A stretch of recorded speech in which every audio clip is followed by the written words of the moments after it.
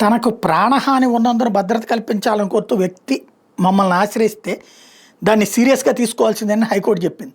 అతని ప్రాణాలకు హాని జరిగితే దానివల్ల ఆ వ్యక్తి కుటుంబాన్ని పూడ్చలేని నష్టం జరుగుతుందని, అందువల్ల ఆ వ్యక్తికి భద్రత కల్పించాలని ఆదేశాలు ఇస్తున్నామని చెప్పింది.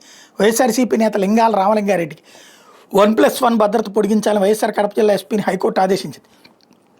భద్రతకు అయ్యే ఖర్చులు భరించాలని రామలింగారెడ్డికి స్పష్టం చేసింది. 3 నెలల తర్వాత క్షేత్రస్థాయిలో అప్పటికున్న వాస్తవ పరిస్థితులన్నింటినీ పరిగణలోకి తీసుకుని లింగాల రామలింగారెడ్డి భద్రత విషయంలో ఉన్నతాధికారులకి తగిన సిఫార్సు చేయాలని భద్రతా సమీక్ష కమిటీని ఆదేశించింది. ఈ మేరకు న్యాయమూర్తి జస్టిస్ నూనెపల్లి హరినాథ్ శుక్రవారం తీర్పిచ్చారు. 2020లో అప్పటి ప్రభుత్వం తనకిచ్చిన 1+1 భద్రతను ప్రస్తుత ప్రభుత్వం ఉపసంహరించడానికి సవాల్ చేస్తూ వైఎస్ఆర్ కడప జిల్లా వేముల గ్రామానికి చెందిన లింగాల రామలింగారెడ్డి ఏడాది ఏప్రిల్లో హైకోర్టులో పిటిషన్ దాఖలు చేయడం, విచారణ జరిపిన హైకోర్టు పిటిషనర్ కొన్ని 1+1 భద్రతను పునరుద్ధరించాలని రాష్ట్ర ప్రభుత్వాన్ని ఆదేశించింది. ఈ ఉత్తర్వు మీద రాష్ట్ర ప్రభుత్వం సీజే ధర్మాసనం ముందు అప్పీల్ దాఖలు చేసింది. భద్రతను పునరుద్ధరించాలని సింగిల్ జడ్జి ఉత్తర్వులో జోక్యానికి ధర్మాసనం నిరాకరించింది. అయినా కూడా రామలింగారెడ్డికి రాష్ట్ర ప్రభుత్వం భద్రతను పునరుద్ధరించలేదు.